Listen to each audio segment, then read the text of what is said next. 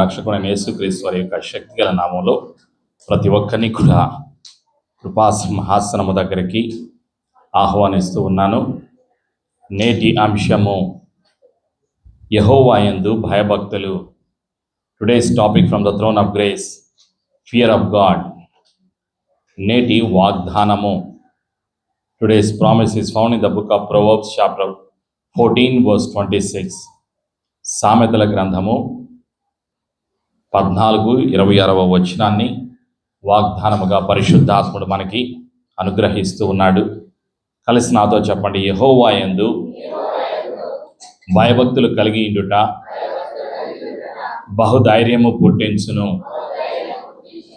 ఆమేన్. ప్రార్థన.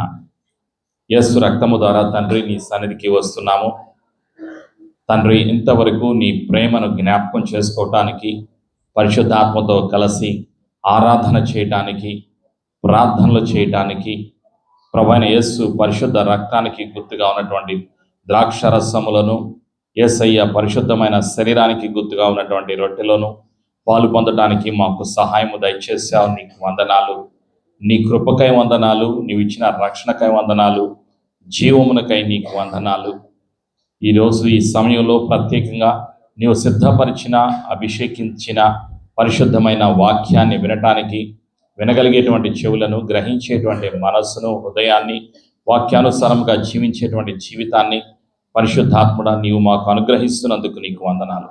వాక్యపు వెలుగులోకి మమ్మలను నడిపిస్తున్నందుకు నీకు వందనాలు. ప్రతి ఆటంకాన్ని, ప్రతి బంధకాన్ని, చీకటి అధికారాన్ని ఈ స్థలం నుండి, మా జీవితాల నుండి పారదలతో బంధిస్తున్నా.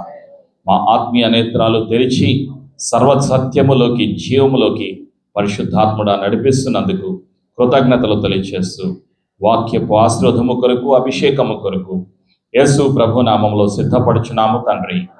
ఆమేన్. పరిశుద్ధాత్ముడా, ఈరోజు పరిశుద్ధాత్ముడు గుర్తు చేస్తున్నటువంటి సత్యం. నేటి అంశము యెహోవా యందు భయభక్తులు. యెహోవా యందు భయభక్తులు కలిగి ఉన్న వారికి కలిగేటువంటి ఆశీర్వాదాలు ఏమిటి? Anyone who has a fear of God, what are the blessings that we shall receive? యెహోవా యందు భయభక్తులు కలిగి ఉన్న వారికి కలిగేటువంటి ఆశీర్వాదాలు ఏమిటి? రెండవ ప్రశ్న, యెహోవా యందు భయభక్తులు అంటే ఏమిటి? What is the fear of God? మూడవ ప్రశ్న, ఎవరు యెహోవా యందు భయభక్తులు కలిగి జీవించారు పాత నిబంధన గ్రంథములో? Who had the fear of God in the old testament? ఈ ప్రశ్నలకు జవాబులను, ఇంకా అనేక సత్యాలను పరిశుద్ధాత్ముడు మనకి బయలుపరుస్తూ ఉండగా మనం సిద్ధపడదాం. ప్రియమైనటువంటి సంఘమా, మొదటిగా యెహోవా యందు భయభక్తులు అంటే ఏమిటి అనేటువంటి ప్రశ్నకు జవాబును పరిశుద్ధాత్ముడు మనకి దాచి ఉంచాడు. What is fear of God? The book of Proverbs chapter 8 verse 13. సామెతల గ్రంథము 8వ అధ్యాయము 13వ వచనం మనకి తెలియచేస్తుంది. యెహోవా యందు భయభక్తులు అంటే ఏమిటో, దానికి కావలసిన అర్థాన్ని పరిశుద్ధాత్ముడు బయలుపరుస్తున్నాడు. యెహోవా యందు భయభక్తులు కలిగి ఉండుట చెడుతనము నసహించుకొనుటయే. గర్వము, అహంకారము, దుర్మార్గత, కుటిలమైన మాటలు నాకు అసహ్యములు. యెహోవా యందు భయభక్తులు అంటే చెడుతనమును అసహించుకోవటమే. మనలో ఉన్న ఆ దుర్మార్గత, గర్వాన్ని తొలగించుకోవటమే యెహోవా యందు భయభక్తులు అని పరిశుద్ధాత్ముడు గుర్తు చేస్తూ ఉన్నాడు. యోబు గ్రంథములో 28వ అధ్యాయంలో 28వ వచనంలో కూడా ఒక సత్యాన్ని గుర్తు చేస్తూ ఉన్నాడు పరిశుద్ధాత్ముడు. The book of Job chapter 28 verse 28. యోబు గ్రంథం 28:28. మరియు యెహోవా యందలి భయభక్తులే జ్ఞానమనియు, దుష్టత్వము విడుచుటయే వివేకమనియు ఆయన నరులకు సెలవిచ్చెను. ప్రియమైనటువంటి సంఘమా, ఇది యెహోవా యందు భయభక్తులు కలిగి ఉండటం అని అంటే అర్థం. కీర్తనాకారుడు 19వ కీర్తనలో 9వ సత్యాన్ని 19వ కీర్తనలో 9వ వచనాన్ని తెలియచేస్తూ ఉన్నాడు. సామ్స్ 19:9. యెహోవా యందైన భయము పవిత్రమైనది, అది నిత్యము నిలుచును. యెహోవా న్యాయ విధులు సత్యమైనవి, అవి కేవలము న్యాయమైనవి. ప్రియమైనటువంటి సంఘమా, కాబట్టి ఈరోజు మనము కలిగి ఉండవలసింది ఏమిటి అంటే యెహోవా యందు భయభక్తులు మనం కలిగి ఉండాలి. పాత నిబంధన గ్రంథంలో ఎవరు యెహోవా యందు భయభక్తులు కలిగి జీవించారో మనం జ్ఞాపకం చేసుకుందాం. మొట్టమొదటిగా మనం చూసినప్పుడు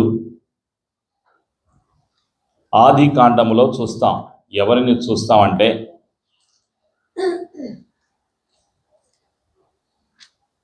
ఆది కాండములో 5వ అధ్యాయంలో మనం చూస్తాం. 5వ అధ్యాయంలో ఎవరిని చూస్తామంటే హానోకుని మనం చూస్తాం. The book of Genesis chapter 5 verses 21 to 24. ఆది కాండం 5వ అధ్యాయం 21 నుంచి 24 వరకు. హానోకు 60 ఏండ్ల బ్రతికి మెతుషెలను కనెను. హానోకు మెతుషెలను కనిన తరువాత 300 ఏండ్లు దేవునితో నడుచుచు కుమారులను కుమార్తెలను కనెను. హానోకు దినములన్నీయు 360 ఏండ్లు, 365 ఏండ్లు. హానోకు దేవునితో నడిచిన తరువాత దేవుడు తని తీసుకొని పోయిన కనుక అతడు లేకపోయెను. హానోకు అనేటువంటి వ్యక్తి, ప్రియమైనటువంటి సంగమ, అతడు దేవునితో నడిచాడు, యెహోవా యందు భయభక్తులు కలిగి జీవించాడు. కాబట్టి భౌతికమైనటువంటి మరణాన్ని రుచి చూడలేదు హానోకు. మరణం లేకుండానే పరలోకానికి ఆయన తీసుకుని వెళ్ళిపోబడ్డాడు.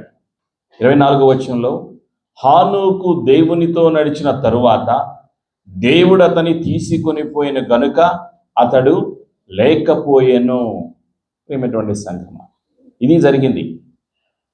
అతని యొక్క కుమారుడు భూలోకములో 969 సంవత్సరాలు బ్రతికినట్లుగా పరిశుద్ధాత్ముడు గుర్తు చేస్తూ ఉన్నాడు. 27వ వచనంలో మెతుషెల దినములన్నీయు 969 ఏండ్లు, అప్పుడతడు మృతి పొందెను. ఆలోచన చేయండి, 969 సంవత్సరాలు బ్రతికాడు. ఆదాము 930 సంవత్సరాలు బ్రతికాడు, కానీ అంతకన్నా ఎక్కువ సంవత్సరాలు మెతుషెల బ్రతికాడు. బైబిల్ గ్రంథంలో ఎక్కువ సంవత్సరాలు భూమి మీద బ్రతికినటువంటి వాళ్ళలో మెతుషెల ప్రియమైనటువంటి సంగమ. ఆలోచన చేయండి, దేవుని యందు భయభక్తులు కలిగిన వారికి దేవుడిచ్చేటువంటి ఆశీర్వాదాలు. రెండవ వ్యక్తి ఎవరిని మనం చూస్తామంటే యోబు గారిని మనం చూస్తాం. యోబు గారిని యోబు గ్రంథములో మనం చూస్తాం. మొదటి అధ్యాయంలో మనం చూస్తాం. యోబు గ్రంథములో మొదటి అధ్యాయంలో యోబు గారి గురించి రాయబడి ఉంది. మొదటి వచనం, the book of Job chapter 1. ఊజు దేశమందు యోబు అను ఒక మనుషుడుండెను. అతడు యథార్థవర్తనుడును న్యాయవంతుడునై దేవుని యందు భయభక్తులు కలిగి చెడుతనము విసర్జించిన వాడు. ప్రియమైనటువంటి సంఘమ, యోబు గురించి దేవుడు సాక్ష్యం చెప్తున్నాడు. ఏమని సెలవిస్తున్నాడు? భయభక్తులు కలిగి జీవించినటువంటి వ్యక్తి అని యోబు గురించి దేవుడు సాక్ష్యం తెలియచేస్తూ ఉన్నాడు. చాలా శ్రమలు అనుభవించాడు యోబు. తన యొక్క శరీరం అంతా కూడా పుళ్ళుతో చీముతో కారిపోయేటువంటి సమయం ఏర్పడింది. సాతానుడు తన్ని బాధించాడు. యోబు గ్రంథంలో మనం చూస్తాం 2వ అధ్యాయంలో 6వ వచనంలో, అందుకు యెహోవా అతన్ని నీ వశమునున్నాడు, అతని ప్రాణం మాత్రం నీవు ముట్టవద్దని సెలవిచ్చాను. కాబట్టి అపవాది యెహోవా సన్నిధి నుండి బయలు వెళ్ళి అరికాలు మొదలుకొని నడినెత్తి వరకు బాధగల కురుపులతో యోబును మొత్తెను. అతడు ఒళ్ళు గోకు కొనుటకై చిల్ల పెంకు తీసుకొని బూడిదలో కూర్చుండగా అతని భార్య వచ్చి, నీవు ఇంకనూ యథార్థతను వదలకుండువా? దేవుని దూషించి మరణము కమ్మెను. అందుకతడు, మూర్ఖురాలు మాట్లాడునట్లు నీవు మాట్లాడుచున్నావు. మనము దేవుని వలన మేలు అనుభవించుదుమా, కీడును మనము అనుభవింప తగదా అనెను. ఈ సంగతులలో ఏ విషయమందును యోబు నోటి మాటతోనైనను పాపము చెయ్యలేదు. ఆలోచన చేయండి. శరీరంలో బాధ, తట్టుకోలేనంత బాధ భరిస్తున్నప్పటికీ కూడా తన నోటితో దేవుని మీద నిందలు వేయటం లేదు. ఆలోచన చేయండి. అతనిలో ఉన్నటువంటి యథార్థత, అదే సత్యాన్ని దేవుడు చెప్తున్నాడు. యథార్థవంతనుడు, న్యాయవంతుడు యోబు అని. ప్రియమైనటువంటి సంగమా, ఆ తర్వాత తనకి స్వస్థత కలిగింది. ఆ తర్వాత తనకి 7 కొడుకులు, 3 కుమార్తెలు, వాళ్ళందరూ కూడా చనిపోయారు. చనిపోయిన తర్వాత దేవుడు మరలా వాళ్ళకి కృప చూపాడు. ఎంతైతే పోగొట్టుకున్నాడో, తన ఆస్తిని ఎంత పోగొట్టుకున్నాడో అంతకి 2 అంతలు దేవుడు తనకి అనుగ్రహించి ఉన్నాడు. ప్రియమైనటువంటి సంఘమా, ఆ విధంగా తను పోగొట్టుకున్నదంతా కూడా తిరిగి పొందుకున్నాడు. యోబు గ్రంథములో 42వ అధ్యాయంలో చూస్తాం. యెహోవా యోబును మొదట ఆశీర్వదించినంతకంటే మరి అధికముగా ఆశీర్వదించాను. అతనికి 14,000 గొర్రెలను, 6,000 ఒంటెలను, 1000 జతల ఎడ్లను, 1000 ఆడుగాడిదలను కలిగెను. మరియు అతనికి 7 కుమారులను, 3 కుమార్తెలను కలిగిరి. ఆలోచన చేయండి.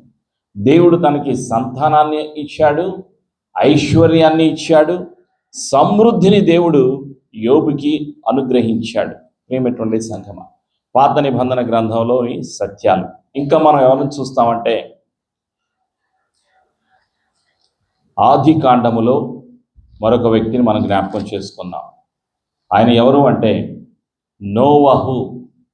ఆది కాండములో 6వ అధ్యాయంలో మనకు కనిపించేటువంటి నోవహు. The book of Genesis chapter 6 verse 8 and 9. అయితే నోవహు యెహోవా దృష్టి యందు కృప పొందిన వాడాయను. నోవహు వంశావళి ఇదే. నోవహు నీతిపరుడును, తన తరములో నిందారహితుడునై ఉండెను. నోవహు దేవునితో కూడా నడిచినవాడు. నోవహు దేవునితో కూడా నడిచినవాడు అని పరిశుద్ధాత్ముడు బయలుపరుస్తూ ఉన్నాడు. ప్రియమైనటువంటి సంఘమా, ఈ విధంగా అనేక మంది భక్తులు, ఎన్నుకోబడిన వారు, ఏర్పాటు చేయబడిన వారు, దేవుని యందు భయభక్తులు కలిగి జీవించిన వాళ్ళు అనేక మంది పరిశుద్ధ గ్రంథములో మనం చూస్తాం. ఏలియాని మనం చూస్తాం. అతడు కూడా అగ్ని రథముల చేత పరలోకానికి తీసుకొని వెళ్ళబడినట్లుగా పరిశుద్ధ గ్రంథంలో మనం చూస్తాం. ప్రియమైనటువంటి సంఘమా, ఏలియా దేవుని యొక్క శక్తి చేత, అభిషేకము చేత దేవుడు చెప్పమన్నటువంటి సత్యాన్ని బయలుపరిచి జీవించినట్లుగా మనం చూస్తాం. ఆ తర్వాత ఈ యొక్క ఏలియాని దేవుడు పరలోకానికి తీసుకుని వెళ్ళిపోయాడు. భౌతికమైనటువంటి మరణాన్ని రుచి చూడకుండానే తను పరలోకానికి వెళ్ళిపోయినట్లుగా మనం చూస్తాం. ఆ సత్యాన్ని కూడా రాజుల 2వ గ్రంథంలో మనం చూస్తాం. 2వ గ్రంథంలో 2వ అధ్యాయంలో మనం చూస్తాం. 2వ అధ్యాయం 9వ వచనం. ఏలియా ఎలీషాను చూచి, నేను నీ యొద్ద నుండి తీయబడక మునుపు నీ కొరకు నేనేమి చేయకూడదువో దానిని అడుగుమని చెప్పగా, ఎలీషా, నీకు కలిగిన ఆత్మలో 2 పాళ్ళు నా మీదకి వచ్చినట్లు దయచేయమనెను. అందుకతడు, నీవు అడిగినది కష్టతరముగానున్నది. అయితే నీ యొద్ద నుండి తీయబడినప్పుడు నేను నీకు కనబడిన ఎడల ఆ ప్రకారము నీకు లభించును, కనబడని ఎడల అది కాకపోనని చెప్పాను. వారు ఇంకా వెళ్ళుచు మాట్లాడుచుండగా, ఇదిగో అగ్ని రథమును అగ్ని గుర్రములను కనబడి వీరిద్దరిని వేరుపరచెను. అప్పుడు ఏలియా సుడిగాలి చేత ఆకాశమునకు ఆరోహణమాయెను. ఎలీషా అది చూచి, నా తండ్రి ఇశ్రాయేలు వారికి రథమును రౌతులను నీవే అని కేకలు వేశాను. అంతలో ఏలియా అతనికి మరలా కనబడకపోయెను. అప్పుడు ఎలీషా తన వస్త్రమును పట్టుకొని 2 తునకలుగా చేశాను. మరియు ఏలియా దుప్పటి క్రింద పడగా అతడు దాన్ని తీసుకొని యోర్దాను ఒడ్డునకు వచ్చి నిలిచి. ప్రియమైనటువంటి సంగమా, ఏలియాలో ఉన్నటువంటి ఆత్మ, 2 ఆత్మ అభిషేకం అతని యొక్క శిష్యుడైనటువంటి ఎలీషా మీదకి రావటాన్ని మనం చూస్తాం పరిశుద్ధ గ్రంథంలో. ఈ విధంగా యెహోవా యందు భయభక్తులు కలిగిన వారిని, దేవునితో నడిచిన వారిని, దేవుని యొక్క అభిషేకము, దేవుని యొక్క సన్నిధి, దేవుని యొక్క స్వరాన్ని, దేవుని యొక్క ఆశీర్వాదాన్ని అనుభవించిన వాళ్ళు అనేక మంది పరిశుద్ధ గ్రంథంలో మనం చూస్తూ ఉన్నాం. ప్రేమైనటువంటి సంఘమ, అనేక ఆశీర్వాదాలు ఉన్నాయి. యెహోవా యందు భయభక్తులు కలిగిన వారికి కలిగేటువంటి ఆశీర్వాదాలు కొన్ని మనం జ్ఞాపకం చేసుకుందాం. ఏమిటి అంటే, కీర్తనాకారుడు తెలియచేస్తున్నాడు, మరణము నుండి విడిపిస్తుంది. ఏమిటి? యెహోవా యందు భయభక్తులు కలిగి ఉండటం ద్వారా మనల్ని మరణము నుండి విడిపిస్తుంది. ప్రియమైనటువంటి సంఘమ, ఆ సత్యాన్ని పరిశుద్ధాత్ముడు తెలియచేస్తూ ఉన్నాడు. కీర్తన 33వ కీర్తనలో 18-19, 33వ కీర్తన 18-19, సామ్స్ 33, 18 and 19. వారి ప్రాణమును మరణం నుండి తప్పించుటకును, కరువులో వారిని సజీవులనుగా కాపాడుటకును యెహోవా దృష్టి ఆయన యందు భయభక్తులు గల వారి మీదను, ఆయన కృప కొరకు కనిపెట్టు వారి మీదను నిలుచుచున్నది. ఆయన కృప ఉంటుంది, మరణం నుండి తప్పిస్తాడు. ప్రేమటువంటి సంఘమ, అనేక సార్లు అనేక మందిని మనము మరణం నుండి తప్పించబడ్డాం. అది కేవలం ఆయన యొక్క కృప అయి ఉన్నది. మనం ఇంకా సజీవముగా ఉన్నాము అంటే ఆయన కృప మన మీద ఉన్నది. మనం ఇంకా సజీవముగా ఉన్నాము అన్న సత్యాన్ని నీవు నేను జ్ఞాపకం చేసుకోవాలి. యోహాను సువార్తలో 3వ అధ్యాయంలో 36వ వచనంలో కూడా ఒక సత్యాన్ని పరిశుద్ధాత్ముడు గుర్తు చేస్తున్నాడు.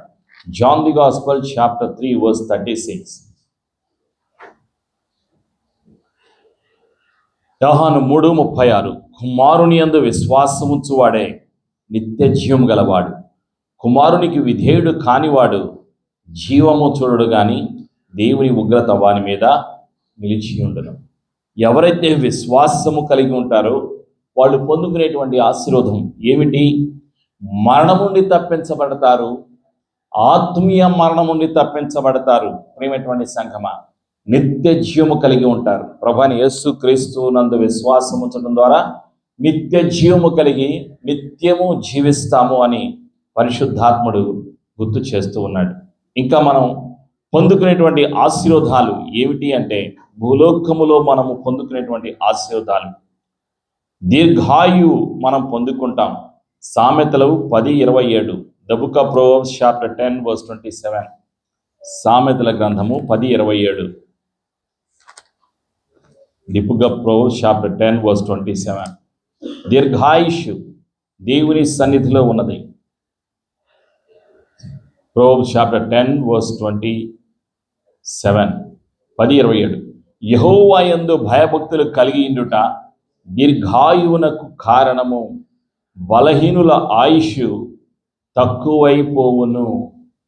ఒక వ్యక్తి దీర్ఘాయుష్ కలిగి ఉండాలి అంటే, ఈ శరీరంలో నివసిస్తున్నప్పుడే దీర్ఘాయుష్ కలిగి ఉండాలి అంటే యెహోవా యందు భయభక్తులు మనం కలిగి ఉండాలి అని పరిశుద్ధాత్ముడు గుర్తు చేస్తూ ఉన్నాడు. ప్రియమైనటువంటి సంఘమ, ఈ లోకములో నివసించటానికి, యేసయ్యకు సాక్షిగా జీవించటానికి, తండ్రిని ప్రేమించటానికి, ఆరాధన చేయటానికి మనకి జ్ఞానము కావాలి. జ్ఞానము కావాలి. దేవుడు అనుగ్రహించేటువంటి జ్ఞానము మనం పొందుకోవాలి అని పరిశుద్ధాత్ముడు గుర్తు చేస్తూ ఉన్నాడు. ఆ సత్యాన్ని సామెతల గ్రంథంలో 1వ అధ్యాయంలో 7వ వచనంలో గుర్తు చేస్తూ ఉన్నాడు. Probes chapter 1 verse 27. యెహోవా యందు భయభక్తులు కలిగినుట తెలివికి మూలము, మూర్ఖులు జ్ఞానమును ఉపదేశమును తిరస్కరించుదురు.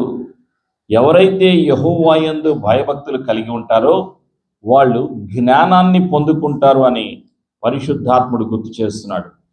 9వ అధ్యాయం కూడా 10వ వచనంలో కూడా అదే సత్యాన్ని తెలియచేస్తూ ఉన్నాడు. ప్రోబ్స్ చాప్టర్ 9 వర్స్ 10, సామెతలు 9:10. యెహోవా యందు భయభక్తులు కలిగినట జ్ఞానమునకు మూలము, పరిశుద్ధ దేవుని గూర్చిన తెలివియే వివేచనకు ఆధారము. ప్రియమైనటువంటి సంగమా, మనం జ్ఞానము కలిగి జీవించాలి అని పరిశుద్ధాత్ముడు తెలియచేస్తూ ఉన్నాడు. ఎవరైతే యెహోవా యందు భయభక్తులు కలిగి ఉంటారో వాళ్ళ దగ్గరికి దేవదూతలు వస్తారు, వచ్చి సహాయము చేస్తారు. దేవదూతల యొక్క సహాయము మనకు కలిగి ఉంటుంది. కీర్తన 34:7, సామ్స్ 34:7. యెహోవా యందు భయభక్తులు గల వారి చుట్టూ ఆయన దూత కావలి ఉండి వారిని రక్షించును. ఏ వ్యక్తి అయితే, ఏ విశ్వాసి అయితే దేవుని యందు భయభక్తులు కలిగి జీవిస్తారో వాళ్ళని రక్షించటానికి, వాళ్ళని కాపాడటానికి దేవదూతలు పరలోకము నుండి భూలోకానికి దిగి వస్తారు. దేవుడు సెలవిస్తాడు, దేవదూతలు తెలియచేస్తారు ఏమని? నా యొక్క కుమారుడు ఈ సమస్యలో, ఈ కష్టంలో ఉన్నారు కాబట్టి వాళ్ళని మీరే కాపాడాలి అని చెప్తాడు. ప్రియమైనటువంటి సంఘమా, వాళ్ళ దగ్గరికి దేవదూతలు వచ్చి సహాయం చేస్తూ ఉంటారు. మనం చూస్తాం, పరిశుద్ధ గ్రంథంలో చూస్తాం, దానియేలు సింహాల బోనులో ఉన్నప్పుడు దేవుడు ఆ యొక్క మరణము నుండి, ఆ యొక్క సమస్య నుండి విడిపించాడు. షడ్రక్, మేషక్, అబేద్నెగో అనేటువంటి వారు కాలిపోకుండా వాళ్ళని కాపాడాడు దేవుడు. ప్రియమైనటువంటి సంఘమా, అపోస్తుల కార్యములో మనం చూస్తాం. అపోస్తుల కార్యములో మనం ఎవరిని చూస్తామంటే ప్రత్యేకంగా పేతురు చెరసాలలో ఉన్నప్పుడు ప్రభుదూత తన దగ్గరకు వచ్చి చెరసాల సంఖ్యలను విప్పి దాన్ని విడిపించి ఆ యొక్క చెరసాల నుండి బయటకు తీసుకుని వచ్చి తను పంపించి వేశాడు దేవదూత. ఆలోచన చేయండి. ఈ విధంగా దేవదూతలు సహాయం చేస్తారు. ఎవరికి సహాయం చేస్తారు? ఎన్నుకోబడిన వారికి, ఏర్పాటు చేయబడిన వారికి, దేవుని యందు భయభక్తులు కలిగి ఉన్న వారికి దేవదూతలు సహాయం చేయటానికి, సహాయము చేసేటువంటి ఆత్మలు వాళ్ళ యొక్క పనే సహాయం చేయటం. ఎవరి కొరకు వాళ్ళు భూలోకంలోకి పంపించబడతారు? సేవకుల కొరకు, విశ్వాసుల కొరకు. అందుకే హెబ్రీయులకు రాసినటువంటి పత్రికలో 1వ అధ్యాయంలో ప్రత్యేకంగా పరిశుద్ధాత్మను గుర్తు చేస్తున్నాడు. 14వ వచనం, the book of Hebrews, Paul's letter to Hebrews chapter 1 verse 14. వీరందరూ రక్షణ యందు స్వాస్థ్యము పొందబో వారికి పరిచారము చేయుటకై పంపబడిన సేవకులైన ఆత్మలు కారా. వీళ్ళెవరు పంపబడ్డారు? వీళ్ళెవరు సేవ చేయడానికి పంపబడ్డారు? దేవదూతలు విశ్వాసులకు సేవ చేయడానికి పంపబడ్డారు, సహాయం చేయడానికి పంపబడ్డారు. ప్రియమైనటువంటి సంఘమా, కాబట్టి మీరు అనుకోవచ్చు అనేక సార్లు, ఏమనుకో, నేను ఒంటరిగా ఉన్నాను, నా దగ్గర ఎవ్వరూ లేరు, నా పిల్లల దగ్గర ఎవ్వరూ లేరు, వాళ్ళు అక్కడ ఒంటరిగా ఉన్నారు అని మీరు అనుకోవచ్చు. కానీ భూలోకములో దేవుని పిల్లలు ఒంటరి కాదు. వాళ్ళ ప్రక్కన వాళ్ళతో ఉండేది దేవదూతలు.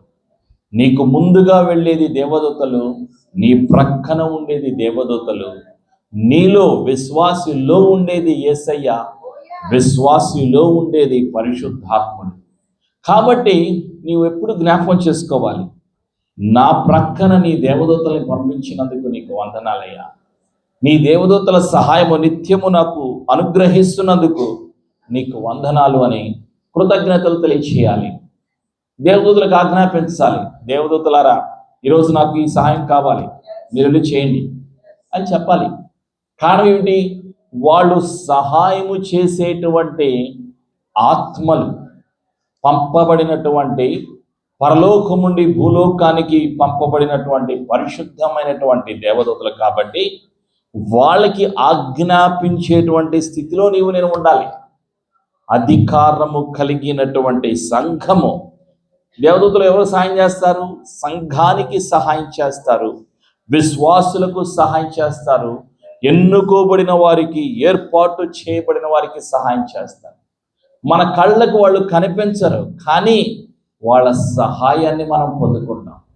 మనుషుల ద్వారా అనేక రకాలుగా వాళ్ళే వచ్చి మనకు సహాయం దయచేస్తారు. మనకి అనిపిస్తుంది ఒక్కోసారి, వీళ్ళు ఇలాంటి వాళ్ళు కదా, వీళ్ళు మనకు సహాయం చేస్తున్నారేంటి అనుకోవచ్చు. నీ యజమానులు నిన్ను కష్టపెడుతున్నప్పటికీ వాళ్ళకే మంచి మనసు వస్తుంది నీకు సహాయం చేయాలి అని. నీ జీతం పెంచాలి అంటే మనసు వాళ్ళకి వస్తుంది. వాళ్ళ మనసు మారేది ఎప్పుడు? నీవు ఎప్పుడైతే దేవుని యందు భయభక్తులు కలిగి ఉంటావో అప్పుడు వాళ్ళ మనసులు మారిపోతాయి, నిన్ను ప్రేమగా చూసుకుంటారు. నిన్ను ద్వేషించే వాళ్ళు, నిన్ను తిరస్కరించే వాళ్ళ యొక్క జీవితాలలో ఆశ్చర్యకార్యాలు జరుగుతాయి. వాళ్లకు మంచి మనసు వస్తుంది. కారణం, నువ్వు యేసయ్య బిడ్డవి, నీవు దేవుని బిడ్డవి కాబట్టి, దేవుని యందు నీవు భయభక్తులు కలిగి జీవిస్తున్నావు కాబట్టి నీకు క్షేమము కలిగించుట, నీకు ఆశీర్వాదము కలిగించుట, నీకు దీర్ఘాయుష్యు కలిగించుట, నీవు ఉన్నటువంటి స్థలములో నీకు నెమ్మది సమాధానము కలుగు చేయుట దేవుని యొక్క సంకల్పం, దేవుని యొక్క ప్రణాళిక, దేవుని యొక్క ఉద్దేశం. కాబట్టి దేవుని యొక్క ఉద్దేశాలు మన ఆలోచనల కన్నా ఎంతో శ్రేష్టమైనవి, ఉన్నతమైనవి. మనము ఊహించిన దానికన్నా, ఆశించిన దానికన్నా కొన్ని వందల వేల కోట్ల శ్రేష్టమైనవి ఆయన ఆలోచనలు. ప్రేమటువంటి సంగమం, ఆలోచన చేయండి. నీ భర్త కొరకు, నీ భార్య కొరకు, నీ కూతురు కొరకు, నీ కొడుకు కొరకు నీవు ఆలోచన చేయొచ్చు. ఇదైతే బాగుంటుంది, ఇది చేస్తే బాగుంటుంది, ఇది నేను కొనిస్తే బాగుంటుంది అని ఒక మంచిది నువ్వు కోరుకోవచ్చు. నీ కోరిక కన్నా దేవుని యొక్క సంకల్పం, దేవుని యొక్క ఉద్దేశం, ఆయన సిద్ధపరిచినది అతి శ్రేష్టమైనది. కాబట్టి మన ఆలోచన ఎలా ఉండాలంటే, నేను ఇదైతే కోరుకుంటున్నానయ్యా, కానీ ఇంతకన్నా మంచిది నువ్వు శ్రేష్టమైనది నాకు ఇచ్చే దేవుడవు అని నేను నమ్ముతున్నాను. ఆయన ఇచ్చేది అంతా కూడా శ్రేష్టమైనది, ఉన్నతమైనది. ప్రియమైనటువంటి సంగమా, కాబట్టి ఈ లోకములో ఉన్న మంచి కన్నా దేవుడు ఇచ్చేటువంటి మంచిది చాలా శ్రేష్టమైనది, విలువైనది. ప్రియమైనటువంటి సంగమా, కాబట్టి దానిని మనం కోరుకోవాలి. నీ శ్రేష్టమైనది నాకు కావాలి. ఆలోచన చేయండి. సహజంగా మనం షాప్కి వెళ్తాం, బట్టలు చూస్తాం, ఈ బట్టలు బాగున్నాయి, ఈ చీర బాగుంది, ఈ కోటు బాగుంది, ఇది బాగుంది అని మనం అనుకుంటాం.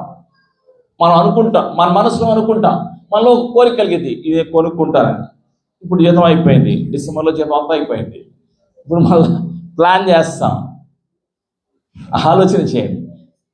మనం ప్లాన్ చేయబోయే ముందే మన తలంపులకు ఆయన తెలుసు. నువ్వేం తలంచుచున్నావో నీ తలంపులు, నా తలంపులు తెలిసినటువంటి దేవుడు. ఆయనకి మన ఆలోచనలు మనకు పుట్టక మునిపే ఆయనకి సమస్తం తెలుసు. నీ కోరిక ఏమిటో దేవునికి తెలుసు, నువ్వు ఏది ఆశిస్తున్నావో దేవునికి తెలుసు, నీవు దేని కొరకైతే ప్రార్థన చేస్తున్నావో కూడా దేవునికి తెలుసు. నువ్వు అడగక మునిపే నువ్వు కోరుకున్నది నీకు ఇవ్వటానికి ఆయన దగ్గర సిద్ధంగా ఉంది. అయితే మనం సిద్ధపడాలి, మన అంతరంగములో మనం సిద్ధపడాలి, మన ఆత్మీయ జీవితములో మనం ఎదగాలి. ఎలా ఎదుగుతాం?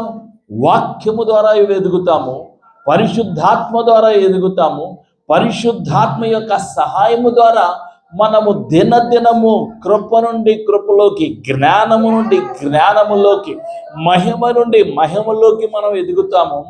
ఆయన స్వారూప్యములోకి మనం మార్చబడతాం. అప్పుడు మనకేం కలుగుతుంది? క్రీస్తు యేసు మనసు మనం కలిగి జీవించగలుగుతాం. అప్పుడు మన ఆలోచనలు వేరుగా ఉంటాయి. యోబు ఆలోచన ఎలా ఉంది? తన భార్య ఆలోచన ఎలా ఉంది? ఇంకా నువ్వేంటయ్యా దేవుని దూషించకుండా నువ్వు అలాగనే ఉన్నావు అన్నప్పుడు యోబు ఏమంటున్నాడు? అన్ని మంచియే పొందుకోవటమేనా? ఈ కష్టములో ఈ బాధలో కూడా ఆయన నాకు సహాయం చేస్తాడు. నోటితో కూడా ఆయన పాపం చేయలేదు. ఓ పక్క నుంచి పుళ్ళు, శరీరం అంతా తల నుండి పాదాల వరకు పుళ్ళు, చీము కారిపోతుందంట. బూడిదలో కూర్చుని చిల్ల పెంకు తెచ్చుకొని గోక్కుంటున్నాడట. అలాంటి బాధలో, కష్టములో కూడా, ఆలోచనలో కూడా పాపం చేయలేదు యోబు. అందుకే దేవుడు ఏమంటాడు? యథార్థవంతుడు, న్యాయవంతుడు, దేవుని యందు భయభక్తులు కలిగినటువంటి వ్యక్తి. ప్రేమైనటువంటి సంఘం, ఆ పరలోకములో రోగము లేదు, కష్టము లేదు, బాధ లేదు, కన్నీరు లేదు, ఆకలి లేదు, మరణం లేదు, శోధన లేదు, సమస్య లేదు. నిరంతరము సమాధానం, నిరంతరము సంతోషం, నిరంతరము కూడా అక్కడ ప్రేమ, ఆనందము ఉన్నది. అక్కడ నీవు నేను ఉండాలి అన్నది దేవుని యొక్క సంకల్పం. అందుకే తండ్రి తన ప్రియ కుమారుడైన యేసయ్యను ఈ లోకానికి పంపించాడు. ప్రేమటువంటి సంఘమా, యేసయ్య నిన్ను ప్రేమిస్తున్నారు, తండ్రి నిన్ను నన్ను ప్రేమిస్తున్నారు. ఆయన మన కోరికలను నెరవేర్చడానికి సిద్ధముగా ఉన్నారు. ప్రేమటువంటి సంఘమా, నీ కోరిక ఆయన నెరవేరుస్తాడు. కీర్తన 145:19, సామ్స్ 145:19. కలిసి నాతో చెప్పండి. తన యందు భయభక్తులు గల వారి కోరిక ఆయన నెరవేర్చును, వారి మొర ఆలకించి వారిని రక్షించును. ఆమేన్. Your heart's desire will be fulfilled. Your prayer will be answered. నీకు జవాబు కలుగుతుంది, నీ కోరిక నెరవేర్చబడుతుంది. ఎప్పుడు?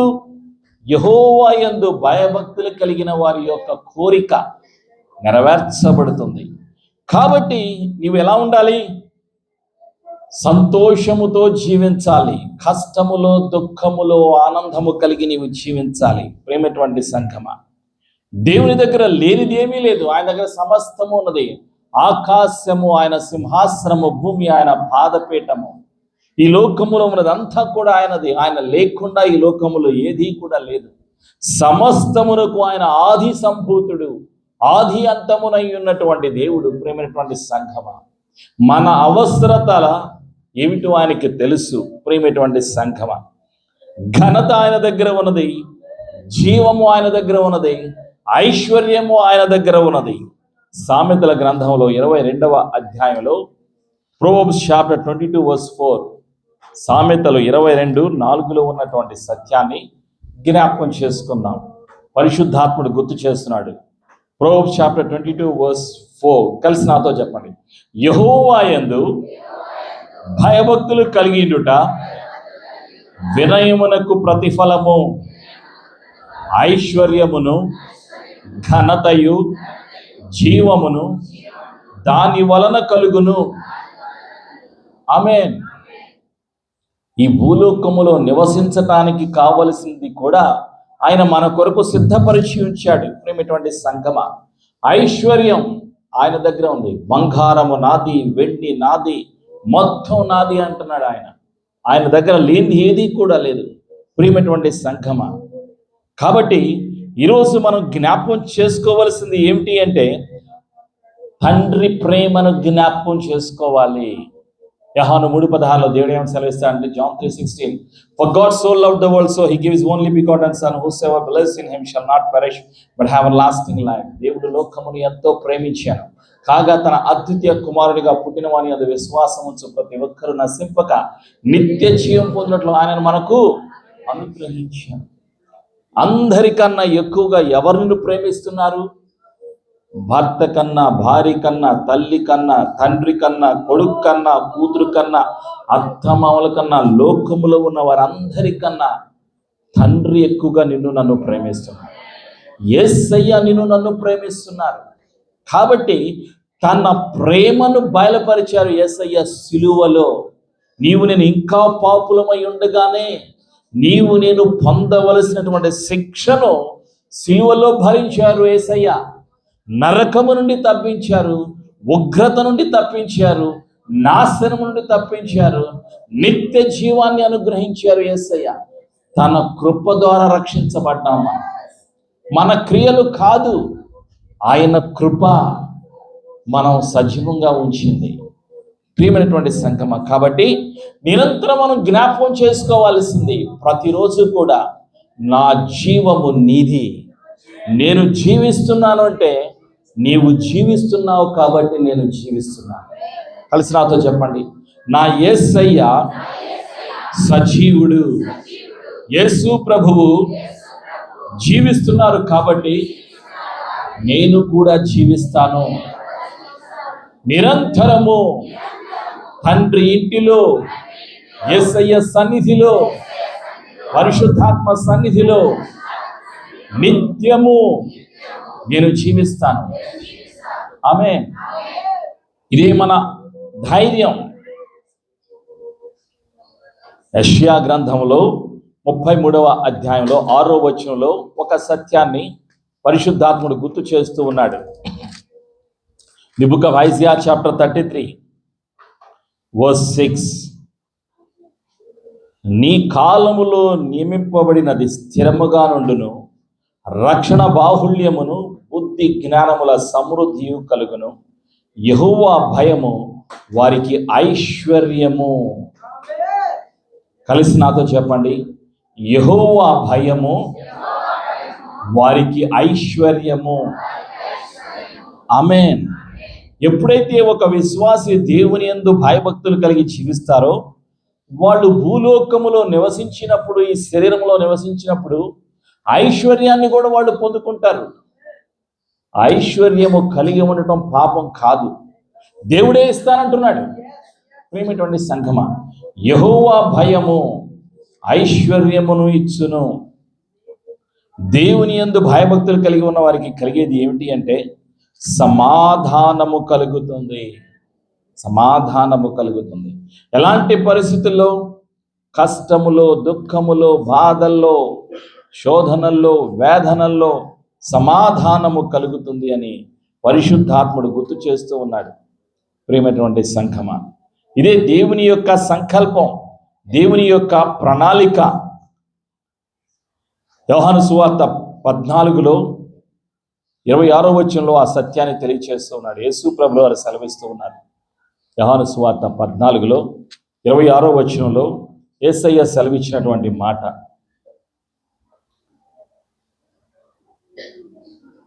నేను మీ యొద్ద ఉండగానే ఈ మాటలు మీతో చెప్పి తిని, ఆదరణకర్త అనగా తండ్రి నామమున పంపబో పరిశుద్ధాత్మ సమస్తమును మీకు బోధించి నేను మీతో చెప్పిన సంగతులన్నీ మీకు జ్ఞాపకం చేయను. శాంతి మీకు అనుగ్రహించి వెళ్ళుచున్నాను, నా శాంతినే మీకు అనుగ్రహించుచున్నాను. లోకం ఇచ్చినట్టుగా నేను మీకు అనుగ్రహించడం లేదు. మీ హృదయమును కలవరపడనీయకుడి, వెరవనీయకుడి. శాంతి, సమాధానం ఎక్కడ ఉన్నాయి? యేసయ్యలో ఉన్నాయి. ప్రియమైనటువంటి సంఘమా, ఆయనలో ఉన్నటువంటి సమాధానాన్ని మనకి ఆయన ఇవ్వటానికి సిద్ధముగా ఉన్నారు. ప్రియమైనటువంటి సంఘమా, అదే సత్యాన్ని ఇంకా పరిశుద్ధాత్ముడు గుర్తు చేస్తున్నటువంటి సత్యాలు ఏమిటి అంటే, John the gospel chapter 16 verse 33, యోహాను 16:33, నా యందు మీకు సమాధానము కలిగినట్లు ఈ మాటలు మీతో చెప్పుచున్నాను. లోకములో మీకు శ్రమ కలుగును, ఆయనను ధైర్యము తెచ్చుకునండి, నేను లోకమును జయించి ఉన్నాను. నేను కష్టాలు ఎక్కడ? పరలోకంలో కష్టాలు లేవు, భూలోకంలోనే కష్టాలు, ఈ లోకములోనే శ్రమలు. అయితే మీరు ధైర్యంగా ఉండండి. కారణం ఏమిటి? ఆయన జయించారు. యేసయ్య మరణాన్ని జయించారు, పాపాన్ని జయించారు, లోకాన్ని జయించారు, చీకటిని, సాతాన్ని జయించారు. ఈ లోకాన్ని, సమస్తాన్ని జయించినటువంటి యేసయ్య నీలో ఉన్నారు. కాబట్టి నీవు నేను ధైర్యముగా ఉండాలి, జీవించాలి అని పరిశుద్ధాత్ముడు తెలియచేస్తూ ఉన్నాడు. ప్రియమైనటువంటి సంగమా, నీలో నాలో ఎల్లప్పుడూ కూడా నెమ్మది, సమాధానము, ధైర్యము, ఆనందము, ఆశీర్వాదము కలిగినటువంటి దేవుని పిల్లలుగా యెహోవా యందు భయభక్తులు కలిగి మనము జీవించాలి అని పరిశుద్ధాత్ముడు తెలియచేస్తూ ఉన్నాడు. రోమీలకు రాసినటువంటి పత్రిక 14:17, Romans chapter 14:17. The kingdom of God is not eating and drinking but peace, joy in the Holy Ghost. రోమీలకు రాసిన పత్రిక 14:17లో దేవుని రాజ్యము భోజనమును పానము కాదు కానీ నీతియు సమాధానము పరిశుద్ధాత్మయందలి ఆనందమునై ఉన్నది. ఆనందము ఎక్కడ ఉన్నది? పరిశుద్ధాత్మలో ఉన్నది. సమాధానము ఎక్కడ ఉన్నది? పరిశుద్ధాత్మలో ఉన్నది. కాబట్టి మీ హృదయములో కలవరాన్ని నేను తొలగించుకోవాలి. యేసయ్య మాటలు వినేటప్పుడు మనకి ధైర్యం కలగాలి. పరిశుద్ధాత్మ నాలో ఉన్నాడు, యేసయ్య నాలో ఉన్నాడు అనేటువంటి ధైర్యం కలిగి ఉండాలి. మన పరిస్థితులను మనం చూడకూడదు, మన పరిస్థితులను తీసివేయగల శక్తివంతుడైన యేసయ్యను చూడాలి.